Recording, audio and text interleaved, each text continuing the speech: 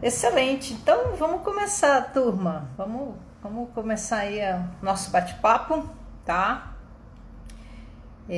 Boa noite para todos. Obrigada pela presença, por dedicar aí uma fração preciosa do tempo de vocês para nos ouvir e tomara que de algum modo o que a gente for falar aqui agregue, enfim, né, no dia a dia profissional de vocês, principalmente. A ideia da live de hoje é falar como que eu desenvolvi o meu raciocínio clínico na área de antimicrobianos.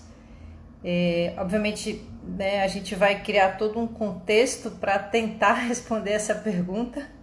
A gente até estava conversando lá no grupo de instrutoras do curso, né, a área Dandy, que essa seria uma pergunta, essa pergunta, a resposta dessa pergunta vale 6 a 7 dígitos, né? Então, realmente é algo muito precioso, mas digamos que existe uma técnica para a gente poder chegar no desenvolvimento dessa lógica clínica, tá bom? Pessoal que está chegando, boa noite, obrigada aí pela presença de todos. Bom, tem uma pergunta que chegou aqui para mim durante a semana. Eu queria ler essa pergunta e, a partir dela, desenvolver todo o racional que eu pensei aqui em construir com vocês, tá? Uma colega me perguntou durante a semana: Marinei, o que te ajudou a se tornar uma farmacêutica do stewardship de antimicrobianos, tá? Então, uma pergunta aí bastante objetiva, mais ampla. Então, olha só, antes de tentar responder concretamente essa pergunta, é muito importante que a gente sempre dê um passo atrás e a gente conte um pouco da nossa história para que as pessoas consigam entender como é que foi a construção dessa trajetória, né? Quais foram as ciências, os conhecimentos que foram agregando para que a gente pudesse ter, né, um pouco de experiência nesse assunto. Inclusive, né, para vocês que estão acompanhando aí as lives dos nossos convidados, eu sempre costumo abrir, né, a nossa conversa fazendo essa pergunta, né? Quem é você? De onde você vem? Né? O que você fez e o que você estudou para chegar até aqui, né? Então, rapidamente, eu não quero me delongar muito nisso, mas eu acho que é importante, né, até para a gente se conectar. Em 1999, já faz um tempo, né, mais de 20 anos, eu saí da minha cidade de origem, que é Boa Vista, lá no estado de Roraima, e vim para Curitiba para poder estudar. Então, só esse passo, ele já fala bastante, já diz muito sobre aonde eu queria chegar em termos de estudo e em termos profissionalmente, tá? Então, eu entendi que o lugar onde eu estava era muito pequeno para proporcionar o que eu achava que tinha potencial, tá? Então, começa daí a gente poder acreditar naquilo que a gente pretende chegar em termos, enfim, profissionalmente, que é o tema aqui do nosso assunto, né? Então eu vim para Curitiba, fiz Universidade Federal do Paraná, farmácia bioquímica, fui da última turma do curso de bioquímica, e isso foi muito bom, porque, né, para quem faz farmácia clínica, os conhecimentos da área de interpretação de exames laboratoriais são muito importantes, né? Então isso me ajudou, porque eu fiz essa habilitação na época, né? Então, logo depois, aliás, ainda dentro da universidade, eu já me identifiquei com a área assistencial. Então eu sabia que eu queria fazer algo que estivesse próximo do paciente. Então eu tentei o processo seletivo para residência em saúde da família. Na época era a primeira turma de residência no Hospital de Clínicas aqui de Curitiba, né? Pela Universidade Federal. E aí eu ingressei na residência e fui trabalhar numa unidade de saúde. Tá? Então lá eu comecei, foi a primeira experiência com pacientes, e desde lá eu comecei a observar que os antimicrobianos já era uma classe de medicamento muito frequentemente prescrita. Tá? Então tive essa experiência assistencial que foi muito bom e que me deu assim a certeza de que eu queria realmente seguir pela área da farmácia clínica. Então logo que eu terminei a residência, eu prestei um processo seletivo para o Hospital Pequeno Príncipe, que é onde eu estou trabalhando até hoje, né? Então eu costumo dizer que foi o meu primeiro e único emprego até agora. Já estou lá há 14 anos e entrei lá como plantonista da dose unitária, fiquei por 7 meses. E na época abriu uma vaga, e aí foi uma coisa muito, vou dizer que muito exótica, porque isso foi em 2007, onde quase não se ouvia falar em farmácia clínica no Brasil, né? Os primeiros movimentos, se vocês lembrarem aí, quem já é um pouco mais antigo, os primeiros movimentos de farmácia clínica no Brasil foram em 2002, né? A partir de 2000 e 2002. Então, eu lembro bem que quando a gestora da farmácia ofereceu essa vaga de farmacêutico clínico exclusivo, olha que legal isso, né? Ninguém queria lá no hospital. Todos os farmacêuticos não queriam. E eu estava muito ávida por conquistar essa vaga, porque, enfim, né, eu estava planejando toda a minha carreira para trabalhar com o paciente. E aí eu consegui, graças também ao meu currículo, né, por ter feito a residência. Então aí isso já vale, isso já é um incentivo para quem deseja e opta por fazer programa de residência. Eu acho que isso é uma alavanca muito grande, tanto para currículo quanto para experiência clínica, né? Inclusive se eu tivesse a oportunidade eu teria feito mais de uma residência na época, porque enfim, né, um aprendizado. Eu costumo dizer que é uma outra residência, só que aplicada à prática, né? Então, pessoal, em 2007 eu comecei como farmacêutica clínica exclusiva, né, do Hospital Pequeno Príncipe. E o que foi delineando o meu caminho dentro da instituição, que eu costumo dizer, foram, eu acho que 2 características. A primeira era a iniciativa e a segunda, a vontade de aprender. Então, eu ficava o tempo todo, assim, tentando entender o que estava por trás dos diagnósticos dos pacientes e como que aqueles medicamentos se relacionavam. E claro que isso a gente só consegue fazer se parar algumas horas e realmente ficar debruçado, né, na literatura, estudando e tentando relacionar com o paciente. E eu costumo dizer que, né, a iniciativa de você tentar sair da normalidade, ela começa a chamar a atenção de outros profissionais, tá? De gestores, de lideranças que começam a prestar atenção no teu trabalho, tá? E foi isso que aconteceu, né? Então lá no hospital, o fato de eu estar assim totalmente envolvida, ou muito envolvida, engajada em tentar fazer um serviço de farmácia clínica que eu absolutamente nem sabia por onde começar, porque enfim, né, não tinha escolas, não tinha cursos na época, isso a gente está falando de 15 anos atrás. Então isso chamou a atenção de um médico lá do hospital, que eu costumo dizer que ele foi o meu mentor, né, ele é o meu mentor, né, até hoje, que é o Dr. Fábio Mota, infectologista. Hoje a gente trabalha junto até hoje. E aí ele me cooptou para trabalhar dentro do serviço de controle de infecção. Então, aí efetivamente começou a minha especialização prática, eu diria, dentro da área de antimicrobianos, né? Então, eu passei a me dedicar e a ver muitos pacientes, né, usando antimicrobianos, tanto numa perspectiva prática, quanto numa perspectiva de gestão. Então isso foi me dando assim experiência, foi me dando segurança, tá? Mas não foi só isso, claro. E uma outra coisa também que me ajudou muito nessa empreitada de gestão de antimicrobianos é o fato de eu também ter começado a estudar processos de qualidade. Então, em 2013 eu me tornei avaliadora da ONA, e aí eu comecei a olhar o uso do antimicrobiano dentro de uma outra perspectiva, né, dentro da cadeia terapêutica como um todo, e isso ampliou muito o meu olhar para os processos de trabalho dos outros colegas que compõem essa cadeia, né? Então eu percebi que todos os profissionais eram limitados dentro da sua especialidade até que eles começassem a fazer interfaces e começassem a conversar e fazer um trabalho realmente assim, multiprofissional e interdisciplinar, né?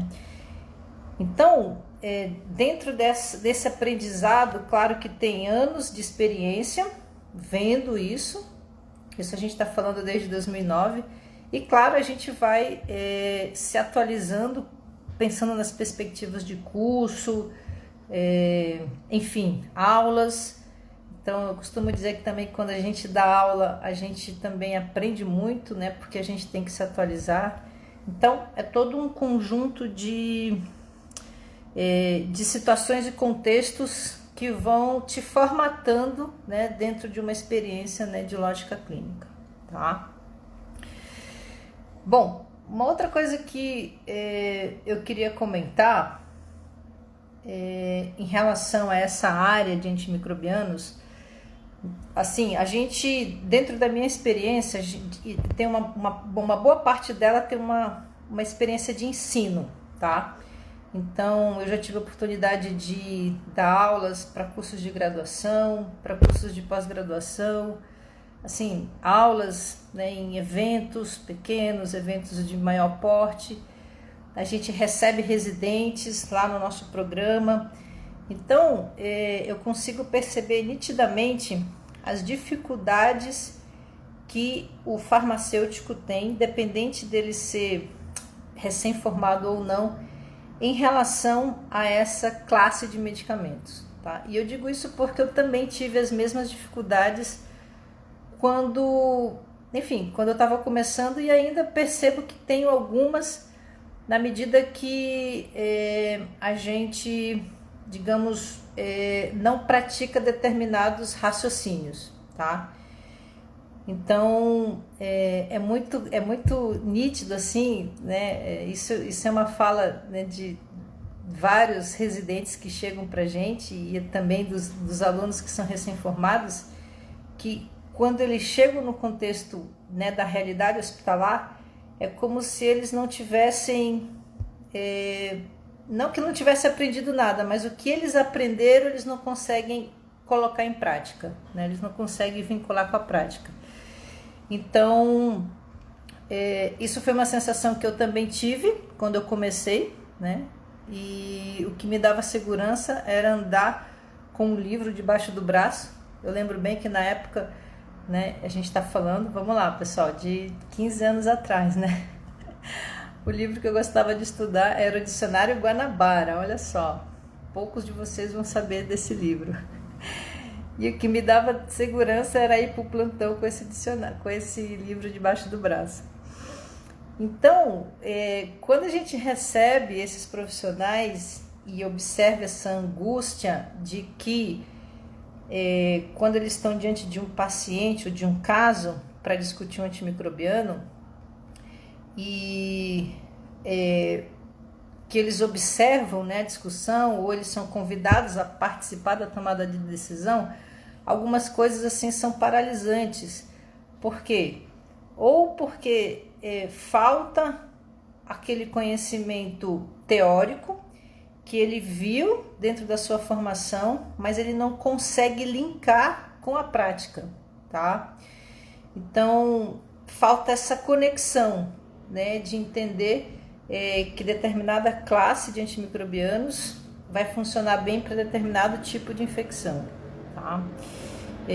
Então esse é um ponto. O outro ponto é que dentro do contexto das doenças e da dinâmica do paciente, e eu percebo muito isso, o farmacêutico ele tem uma característica de ele tá muito, tudo que ele faz é muito baseado na evidência. Não só o farmacêutico, né, mas todos os profissionais de saúde, claro. E isso é outra segurança que se tem, né? Porque se você vai tomar uma decisão ou opinar, você vai lá para a literatura que sustenta isso e isso te dá segurança. E aí a gente começou a perceber ou percebe em algumas situações que aquilo que a gente olha na literatura e a gente opina, né, ou é feito daquela forma com o paciente, não funcionava por vezes, ou algumas vezes não funcionava. E aí você ficava pensando, poxa, mas né, é essa dose, é esse tempo de tratamento, tem espectro para essa bactéria, por que não funcionou? Então, quando a gente foi começar a perceber que se a gente se basear só no conhecimento do medicamento em si, realmente a gente vai ficar muito limitado. Então, quando a gente começa a estudar as particularidades cinéticas, né, farmacocinéticas do paciente, por exemplo, você começa a ter respostas para muitos tratamentos que por vezes não funcionam, né? E isso que eu acho mais interessante, isso a gente discute muito, né, lá na nossa equipe de stewardship, que quando o tratamento, né, é efetivo, ok, né, você tem um aprendizado, mas quando o tratamento não é efetivo, eu costumo dizer que o aprendizado ele é 2 vezes maior ou melhor, porque você vai tentar descobrir por que não funcionou, tá? E eu acho que isso é um dos pontos que me ajudou a desenvolver a minha lógica clínica, tá? E tentar entender os porquês, tá? Então, eu sempre dou um exemplo e até quando a gente, né, montou a estrutura do curso ou de qualquer aula que a gente vai dar, eu sempre falo, né, para as meninas que trabalham comigo, né, para a minha equipe de instrutores, tudo que você vai falar tem que ser útil na prática e tem que ter um porquê, tem que saber o porquê que você está passando essa informação ou por que funciona no paciente dessa forma, né? Então, eu sempre, só para dar um exemplo aqui para ilustrar, quando a gente discutia isso, né, no começo, quando a gente estava aprendendo, eu sempre, né, ouvia o infectologista falar nas aulas para os médicos, qual que é a primeira escolha empírica ou, né, se tiver sensível no TSA para enterococo. Aí tá, é ampicilina com gentamicina, tá? Então, você aprendeu que é ampicilina com gentamicina, né? Tá, aí tem os pacientes com enterococo, aí, né, se você tiver essa prescrição, você vai entender, é a primeira opção para enterococo. Mas chega um dado momento que eu, pelo menos, me sentia muito incomodada de não saber o porquê que tem que ser ampicilina com gentamicina. Por que, por exemplo, não pode ser ceftriaxona com gentamicina? Por que não pode ser, sei lá, vancomicina com gentamicina? Por que tem que ser ampicilina? Né? Então, quando a gente começa a estudar os porquês, né, e aí a gente começa, aí a gente volta lá para o mecanismo, né, a gente vai lá para o micro-organismo, para o enterococo, aí a gente vai aprender que o enterococo ele precisa, né, ele produz a PBP 4 e 5, aí você aprende que a ampicilina ela tem afinidade justamente por essas PBPs, e daí você associa o aminoglicosídeo porque ele já tem uma resistência intrínseca em baixas doses com ampicilina, por isso que você não pode fazer ele em monoterapia. Então, ele precisa do mecanismo de ação da ampicilina para aumentar a permeabilidade, para aí sim o aminoglicosídeo vir e chegar no seu alvo de mecanismo de ação, que é lá no ribossomo. Então, aí eu aí você começa a dar sentido naqueles mecanismos de ação que você estuda lá na graduação. E quando você estuda e não consegue aplicar na prática, e realmente eles ficam muito vagos, né? Então, quando você começa a usar, né, esses recursos teóricos que você aprendeu, olhando dentro de uma lógica de vida real do paciente e olhando que ele melhorou objetivamente através dos exames e do parâmetro clínico, nossa, é como se, né, uma cortina se abrisse, né, na tua frente. Então as coisas começam a fazer sentido. Então isso é uma coisa que sempre a gente procura fazer dentro das nossas produções de conteúdo e de ensino. Toda informação por si só ela é limitada. Então você tem que ver o que está por trás dessa informação, né? Porque dentre as 3 cefalosporinas, ceftazidima, ceftriaxona e cefotaxima, por que a ceftazidima é a única que tem cobertura para Pseudomonas? Então você veja, para o clínico, para ele essa informação é suficiente, né? Ele não precisa saber, ou enfim, não interessa para ele saber, né, o porquê que a ceftazidima é a única que está por trás, né, desse mecanismo. E o que importa para ele é saber que a ceftazidima é o que cobre Pseudomonas. Agora, para nós, eu acho que a nossa contribuição, e eu acho que o que dá autoridade de conhecimento, até para você ganhar a segurança da equipe, é justamente você saber o que está por trás dessas informações tão, digamos, usuais, tão tradicionais que são discutidas aí no dia a dia da prática clínica, né? Então, a gente sempre tenta buscar essas informações e esses porquês, e eu acho que a gente fica bastante seguro quando a gente, né, consegue essas informações, justamente para poder até, em alguns casos, você sugerir a não indicação, né? E também um outro conhecimento, assim, uma outra prática que eu acho que foi assim, um divisor de águas dentro dessa lógica do antimicrobianos, que é uma coisa que a gente... É como se fosse, né, a alfabetização do pensamento, do raciocínio clínico, na minha opinião. Quando a gente faz uma comparação, por exemplo, com os médicos, né, pensando na lógica de ensino dos médicos e do farmacêutico. O médico, ele tem um paciente com problema de saúde, então ele vai construindo todo um raciocínio baseado em sinais e sintomas para chegar num diagnóstico, tá? E a partir daí ele prescreve o medicamento. Então, vamos fazer de conta que esse medicamento é um antibiótico. O farmacêutico, por vezes, ou a maioria das vezes, o trabalho dele começa a partir da prescrição do médico, certo? Quando ele tem lá um medicamento. Então, começa lá a partir do momento que ele prescreveu o antibiótico.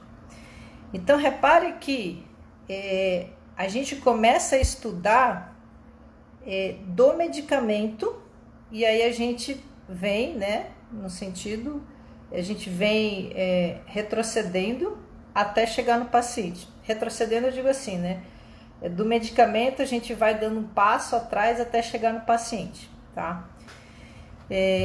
Então, o que acontece?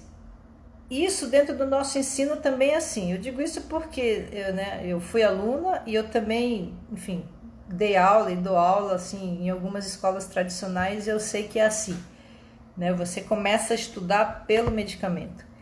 E eu acho que é aí que a gente começa a engessar muito o nosso pensamento clínico em relação à farmácia. Porque o medicamento, dentro dessa lógica que eu, pelo menos que eu criei na minha cabeça, ele tem que ser o último item de estudo, né? Ele é o quinto item de uma lógica clínica para você decidir a escolha do tratamento. né?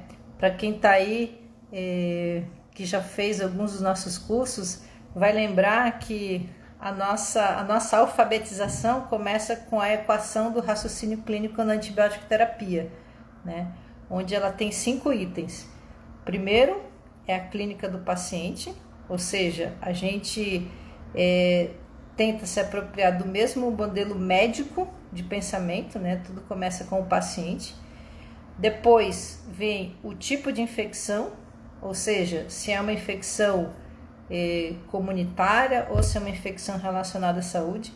Isso parece simples, mas é tão importante porque isso define, né, antibióticos terapias completamente diferentes, tá? Então, se um paciente com uma suspeita de meningite, né, for uma meningite comunitária, você vai usar provavelmente uma cefalosporina de terceira geração empírico. Se for uma meningite hospitalar ou um paciente que fez um procedimento recente, você provavelmente vai já ampliar um pouco mais esse espectro empírico, tá? Então, muito importante definir foco. Terceiro item da equação é o que? O foco da infecção, tá? Então, isso é algo que eu percebo que acaba que passando despercebido quando, né, a gente está discutindo a antibiótico terapia, né? Então, tem o paciente, tem o antibiótico, tem o tipo de infecção, mas às vezes a gente se perde ali ou não valoriza o foco, e isso também é definidor para a escolha do tratamento, tá? Então, definir foco é importante. Quarto item é micro-organismos, tá?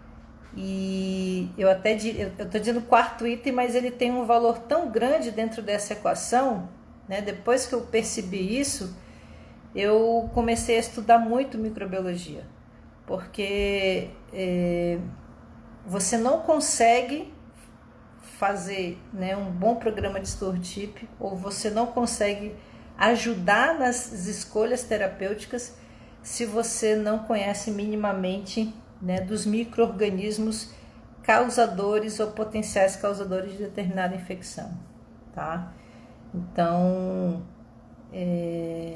eu percebo que esse é a grande fragilidade, pelo menos, né, da turma da farmácia em relação a criar essa lógica clínica, tá? Inclusive, depois eu vou contar uma curiosidade em relação à questão do micro-organismo. Então, olha só, e por último é o antimicrobiano. Então, você veja, clínica, tipo de infecção, foco, micro-organismo. Aí fica fácil você selecionar um antibiótico ou ajudar a selecionar um antibiótico, porque você construiu todo um racional antes, né? Eu costumo dizer que você literalmente pegou a bola, colocou na marca do pênalti e agora é só chutar, né? Que é escolher o antimicrobiano, tá? Curiosidade que eu ia contar em relação a micro-organismos é que nesse processo de atualização que a gente faz constantemente, eu pelo menos tomo muito esse cuidado, né? Enfim, eu procuro tentar consumir o máximo de conteúdo em relação a essa área, até porque eu produzo conteúdo em relação a isso. Num curso que eu estou fazendo de formação em stewardship de antimicrobianos pela escola americana, né, pela Sociedade Americana de Farmacêuticos de Doenças Infecciosas, o primeiro módulo do curso dessa escola americana é microbiologia clínica. Primeiro módulo. É um módulo extenso com 8 submódulos, né, 8 etapas, onde você tem que estudar todos os principais micro-organismos causadores de infecção. Ou seja, é o básico, né? Você não consegue avançar se você não tiver esse conhecimento mínimo. Por isso que, né, uma das nossas atividades no curso é justamente você fazer um inquérito, você conhecer toda a dinâmica da microbiologia clínica da sua instituição, porque precisa se apropriar do que é assim de essencial, de mínimo em termos de testes fenotípicos, em termos da interpretação de antibiograma, né, da estrutura e dos recursos que o laboratório tem, tá? Bom, eu falei aqui algumas coisas, deixa eu ver aqui. Tem uma pergunta que a colega fez no começo, que é a Isabelle, agora que eu lembrei que você é minha conterrânea lá de Roraima, que legal! A Isabelle perguntou assim, quem atua em centro cirúrgico? O curso é importante? Acho que é isso, né, Isa? Eu ia deixar para falar do curso um pouco para o final, tá? Mas já respondendo a tua pergunta, senão eu me perco aqui. Veja, Isa, o curso ele tem 2 níveis, né? Ele tem o nível 1, a gente costuma chamar que é nível 1, mas é nível 1,5, né? Porque ele é um nível 1 aprofundado, digamos, né? E ele traz bastante fundamentos dos antibióticos em si, né? Pensando nas características farmacocinéticas, químicas do medicamento.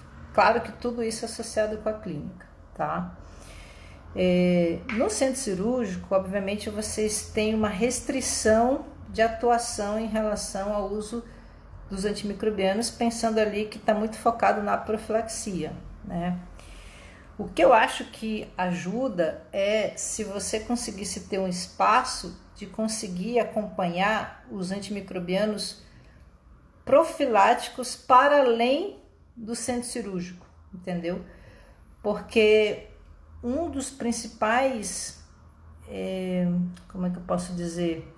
Uma das principais causas de uso desnecessário de antibióticos é justamente as profilaxias prolongadas desnecessárias, tá? Então, em alguns hospitais, até que a gente teve a oportunidade de fazer algumas auditorias e consultorias, isso era assim um gargalo, né? Era um ralo dentro da instituição, porque não conseguia se, enfim, né, mobilizar os cirurgiões, principalmente os cirurgiões em relação a isso, tá?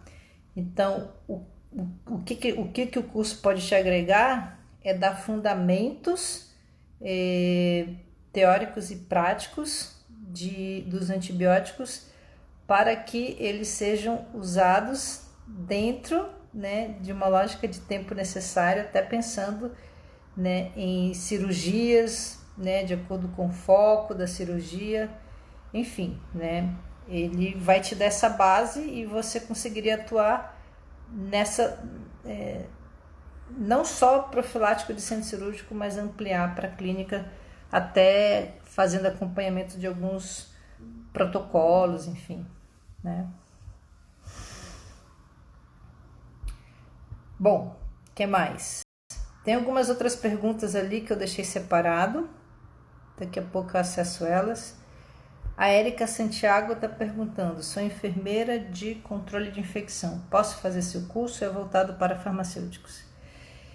Que legal, Érica! A gente gosta muito de trabalhar com enfermeiras. Inclusive, ano passado, a gente fez uma aula sobre stewardship para enfermeiros, para a equipe de enfermagem.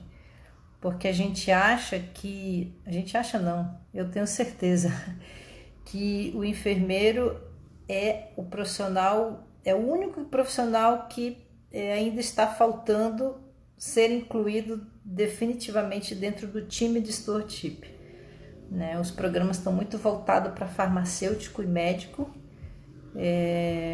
até como, né, a literatura traz eles como os atores principais, mas a gente sabe do potencial que o enfermeiro tem dentro de um programa de stewardship. Só para dar um exemplo, as terapias suíte, né, de sequencial de V para VO, na minha opinião, o profissional mais apto para startar a terapia suíte é o enfermeiro, né? Então, mas infelizmente precisa empoderar os enfermeiros de conhecimento, né? Então, sim, é possível, né? A gente já teve na nossa turma a participação de microbiologistas Então, os microbiologistas, quando vêm para o curso, eles vêm com o intuito de aprender mais sobre os antibióticos. Até porque, né, eles são muito demandados pelos médicos que ligam lá, assim, pedindo, né? Tipo, o que você me indica? Já tivemos médicos na turma e os médicos, quando vêm, é para também saber sobre as características mais específicas, né, do antibiótico, para poder fundamentar mais a clínica, né? E o enfermeiro a gente ainda não teve oportunidade de ter na turma, mas eu pelo menos consigo ver assim, né, muito claramente o papel do enfermeiro dentro de um programa de stewardship, tá? Bom,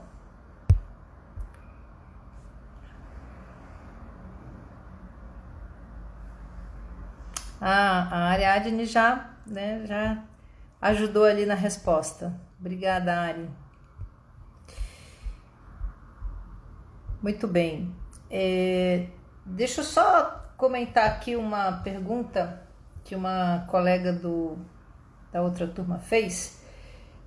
Ela perguntou assim: Mari, por que essa área, né, de stewardship,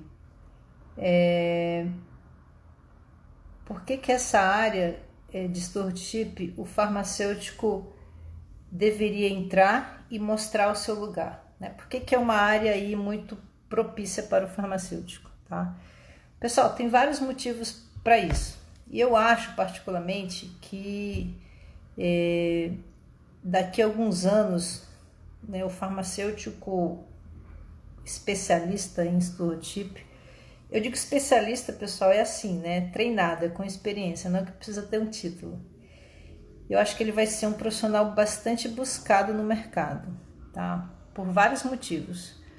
O primeiro deles é que a gente tem uma pandemia crônica acontecendo no mundo desde pelo menos a década de 50, que é a resistência microbiana, né? E vocês sabem disso, vocês acompanham aí os pacientes, vocês já viram vários antibiogramas com multiresistência ou panresistência, tá? E a gente percebe que a pesquisa e desenvolvimento de antibióticos não tem acompanhado a evolução das bactérias, tá? Então isso é bastante preocupante. Esse é um ponto. O segundo ponto é que os médicos, os prescritores, eles começaram a perceber o quanto o farmacêutico pode ajudá-los, né, nessa dinâmica de discussão de antimicrobianos.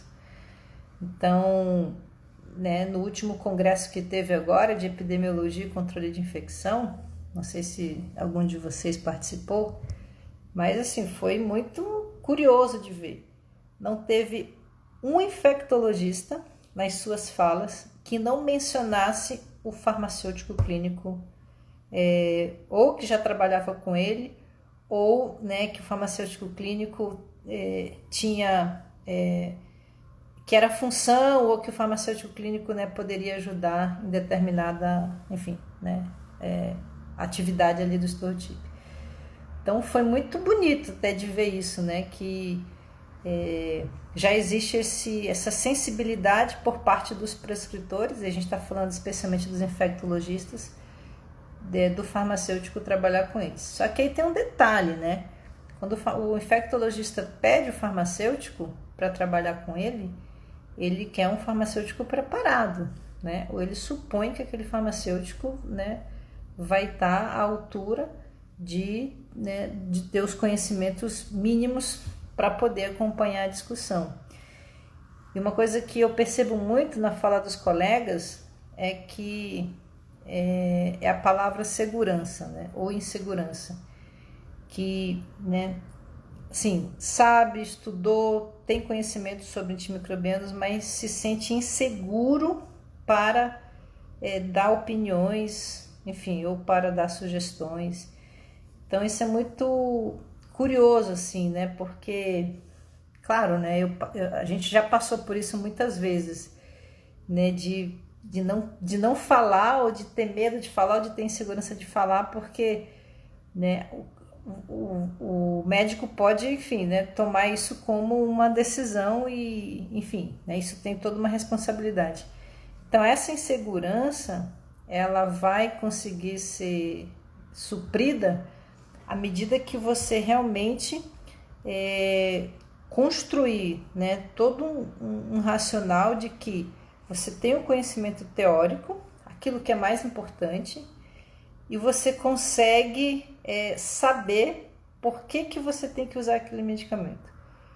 Quando você sabe por que você tem que usar aquele antibiótico, isso te dá segurança naquele paciente, né?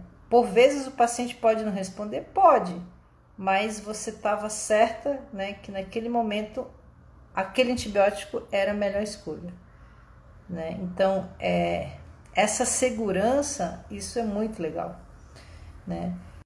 Eu digo isso porque, assim, a gente passa por várias provas de fogo no dia a dia, né?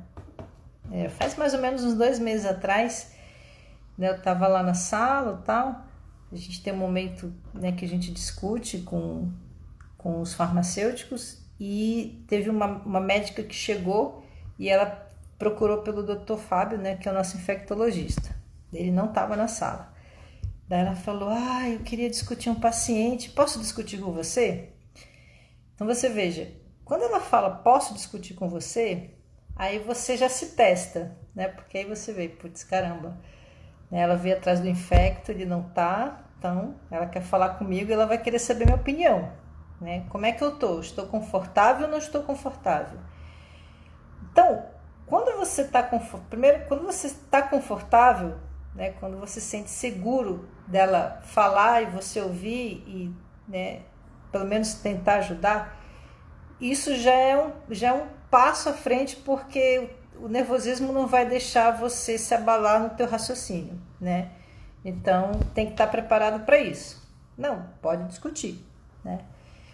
E aí, quando ela começou a passar o caso, né, era um paciente que tinha uma pneumonia, né, estava fazendo uma cefalosporina de 3ª geração, e ele não estava melhorando. Ele estava no 5º dia e não estava melhorando. Aí falou: fale mais sobre o paciente, né? Tem alguns exames mais atuais. Aí ela trouxe uma informação. Ela falou assim: o paciente está muito secretivo, fez uma tomo, e na tomo veio achados sugestivos de, né, supuração, né, de estar, né, uma pneumonia assim, né, com, enfim, aspectos de pus, de supuração e pontos de necrose, né? E aí que vem, aí você começa a resgatar o teu conhecimento teórico para ajudar no caso. Daí eu lembrei, pontos de necrose, supuração em pulmão, pneumonia, e o paciente com uma cefalosporina de 3ª, né, que cobre muito bem pneumococo. Daí eu pensei, quem tem chance de fazer isso são os anaeróbios, por exemplo, né? Bom, então tá. Então você veja, a gente resgatou um conhecimento do micro-organismo, né, das características clínicas de patogenicidade que ele causa no paciente, e aí você agrega no teu raciocínio. Então, que tal se a gente considerar, né, uma possibilidade de cobertura para anaeróbios, por exemplo, né? Aí, né, a sugestão foi clindamicina, associar com clinda. Não, legal, vamos associar com clinda. Aí associou, aí o paciente, né, ficou super bem, enfim, né, com 2 dias já tinha melhorado e com 5 dias ele já tinha ido de alta. Então, são nessas horas que a gente vai começando a buscar, assim, acessar, na verdade, assim, né, é como se fosse um guarda-roupa, né, com várias gavetas. E aí, quando você está diante de um caso, aí você vai acessando as gavetas, né? Então, né, eu vou lembrar do micro-organismo, mas não só o que ele faz. Então, uma coisa muito interessante também, que a gente bate muito no curso, é assim: esse antibiótico aqui cobre o quê? Ele cobre gram-positivo e gram-negativo. Isso não é suficiente, não vou dizer que para nada, mas isso é muito limitante, muito limitante, né?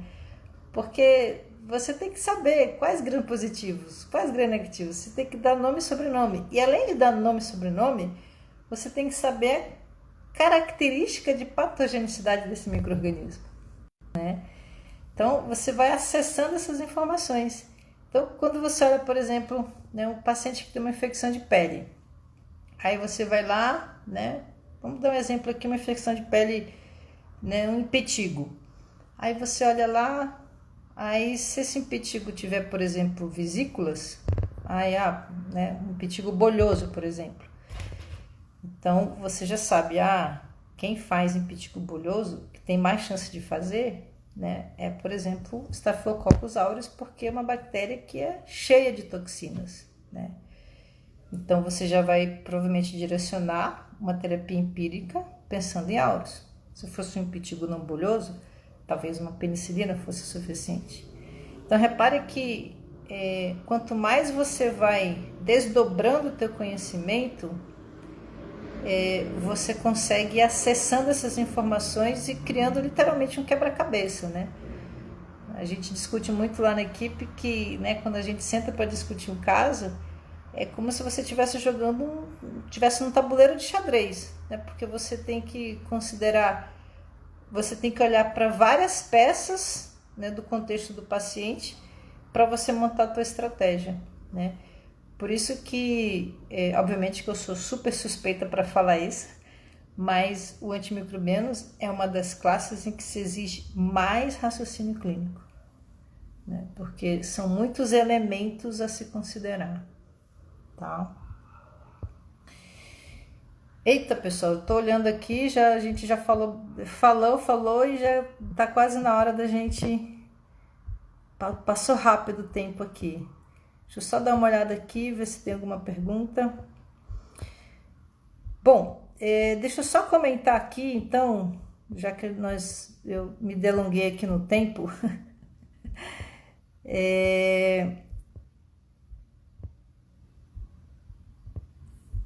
Pronto, acho que não tem mais nenhuma pergunta ali.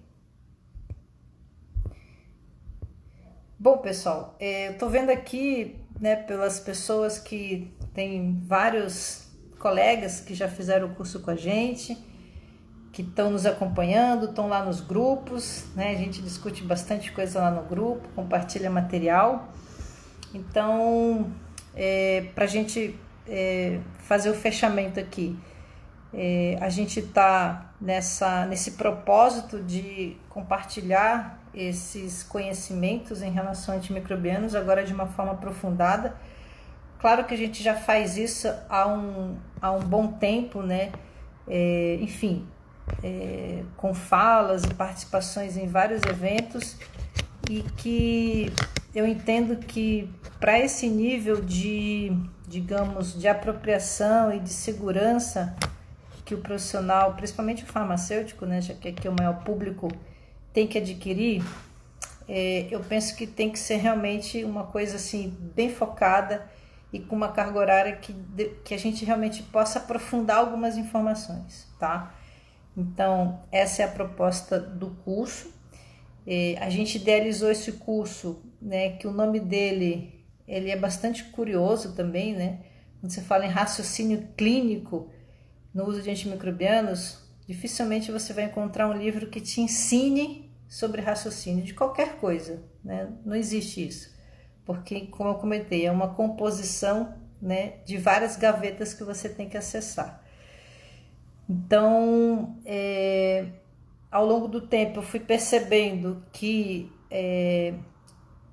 criando alguns métodos do que a gente tem que observar, né, e aprofundar essa informação, eu acho que é possível, né, a gente criar uma lógica e dar segurança para quem vai, enfim, participar da decisão sobre isso, tá?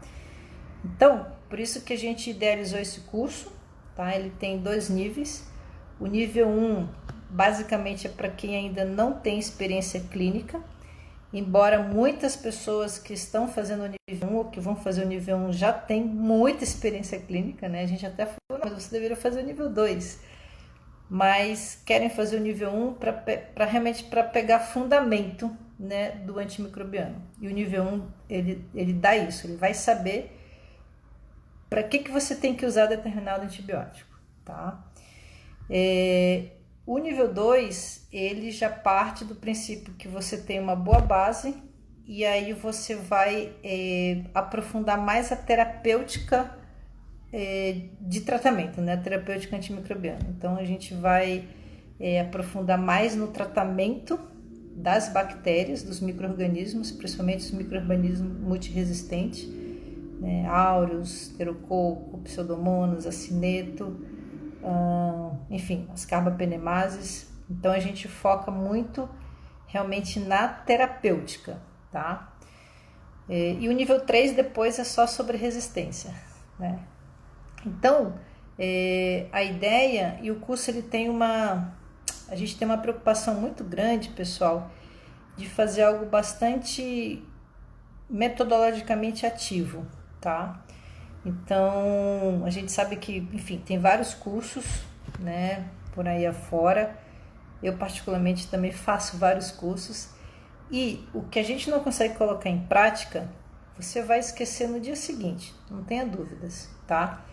Então, a gente bolou uma metodologia de que se você realmente, né, se propor fazer um investimento e seguir essa metodologia, né, que claro que ela dá trabalho, né? Você vai ter que ter aí pelo menos 2 a 3 horas por semana para poder se dedicar ao curso. A gente passa atividades práticas para vocês executarem dentro da realidade de vocês e depois a gente mentora essas atividades, né? A gente dá um feedback para vocês. Então, que a gente chama isso de estudos dirigidos, né? Então, poucas pessoas fazem isso porque realmente tem que estar engajado, né? Tem que se dedicar, ter tempo ir lá e fazer. Mas certamente as pessoas que fazem ou que fizeram, elas tiveram um aproveitamento 200% maior no curso, tá?